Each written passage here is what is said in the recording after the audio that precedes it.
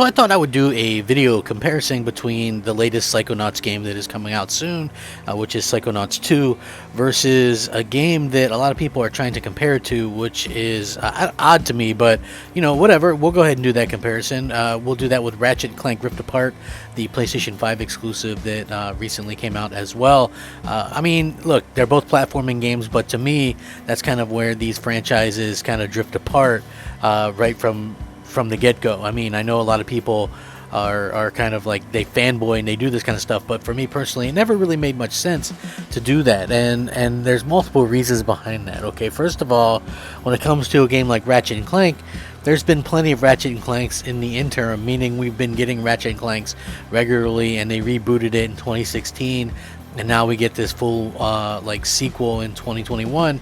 That's just an absolute blast, and it's like a true AAA, full $70 experience. A truly amazing game. I think it's an 89 on Metacritic, something like that. So it's really a huge game. It reached #1 on NPD, which is basically unheard of these days for an exclusive game without, especially a PS5 exclusive game, since PS5s are kind of few and far between right now. I mean, yeah, there's probably over 10 million, but you wouldn't expect that a platformer would do so well. And then you have Psychonauts 2, which, again, there's a couple points I want to make here. I am not going to dog on Psychonauts 2, or because I see some people doing that, but I don't understand why people who are like this is the thing that confuses me. So many people, when I was playing Ratchet and Clank, was making fun of it, saying it's a one and done, and a cartoony this and that, and how it was lame, and how, you know what I'm saying? Like, so many people were saying that, and now that Microsoft owns Double Fine, obviously you're going to have those fans that are going to try and say that this is better, or somehow on even level with it. And to be truth be told, that's really unfair for Double Fine, because first of all, if there was such a huge interest in the Psychonauts franchise, Double Fine wouldn't have had to crowdfund the game in the first place. Which leads me to my second part. To people trying to compare, these games, it would be absolutely ridiculous. First of all, again, a big AAA release like Ratchet and Clank with multi-million dollars and a budget for marketing and a huge studio like that, versus a small studio like Double Fine with a a budget that was basically achieved through crowdfunding.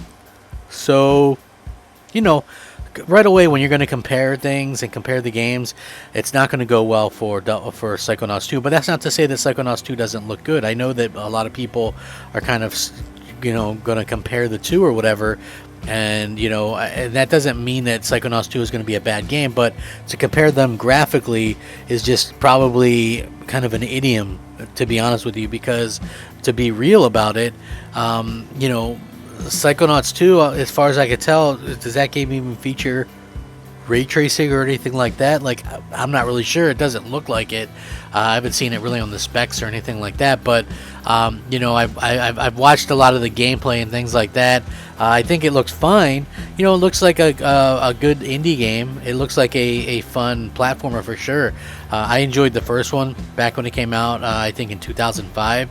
But again, if there was ever such a desire for Psychonauts to be made, wouldn't the studio have picked it up? I think that's probably where I kind of stand with it most of all. But there's always going to be hypocrisy for this stuff, right?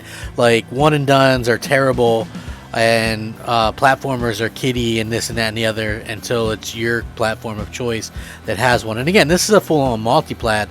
One of the things that I think Microsoft did do was they ended up making the game basically kind of unplayable on on the PlayStation 5 platform, since there's not a native PlayStation 5 version. And I guess obviously their hope is that if people are going to play this game, it's going to be through Game Pass on Xbox, which makes a lot of sense, because on Xbox you can play up to 120 frames and HDR, and on PlayStation 5 you're basically kind of screwed, because there is no HDR, there's no 120 frame support.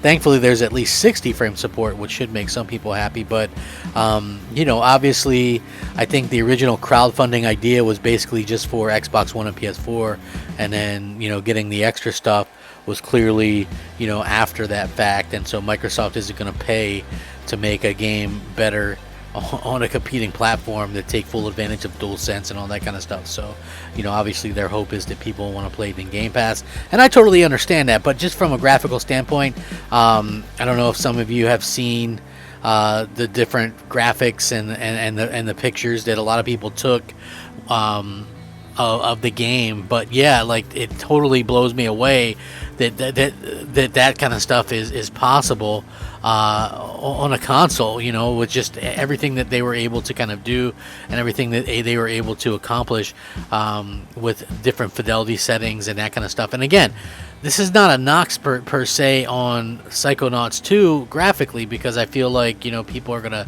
think that, but how in the world would this game compete with a big AAA like that? Like, that's something that obviously wouldn't happen, you know, and it's foolish to kind of make those comparisons. So really shame on the Xbox fans for kind of doing that and making it putting that on that game. You know, it's just a little AA game, and so when we see that kind of stuff happening, you know, there's one of these interesting types of situation. Just weird to see people kind of have that kind of, you know, that idea that, hey, this game is gonna look better than that game just because they're both platformers or whatever. And again, completely foolish to think that, because when we look at just these graphical styles, they're completely different graphical styles, right? Like Psychonauts I don't really think is going for that Pixar style, in my opinion. I mean, it's a pretty looking game, you know, and it's got a nice graphical style to it, but when you look at something like Ratchet and Clank Rift Apart, it's really going for that Pixar style, like, and maybe even slightly better in a lot of aspects, you know, and then with like the ray tracing and the different modes and stuff like that. I think they just did a really great job with being able to do that, where this is sort of like this weird kind of you know, Psychonauts 2 is sort of a weirder type of situation where the game definitely looks good, but it looks almost like a you know, I hate to say this, okay, well, it looks almost like a up-res or a you know, a version of the original game, maybe remade or something like that. So it does look good, but clearly it doesn't look nearly as good as Ratchet and Clank. So I would say, yeah, please stop with these comparisons, because it's absolutely asinine and it doesn't make you look good. It doesn't make anybody look good. It just really just kind of makes you know, it just doesn't make sense to me anyway. But, you know, I digress. I mean, you guys can kind of look at this and tell me what you think. Clearly, like, some people are going to say I'm being a homer or being a fanboy or whatever. Look, graphically, there's no comparison. Gameplay-wise, that remains to be seen, but Ratchet and Clank is very smooth. You know, story-wise, I really enjoyed what Ratchet Clank was doing. And again, there wasn't a, you know, 16-year layoff between games. So it's going to be interesting to see where all this kind of lays out by the time it's all said and done. But I would appreciate your guys' thoughts and opinions on this. This is Crapgamer. Fact 'em up. Crapgamer out.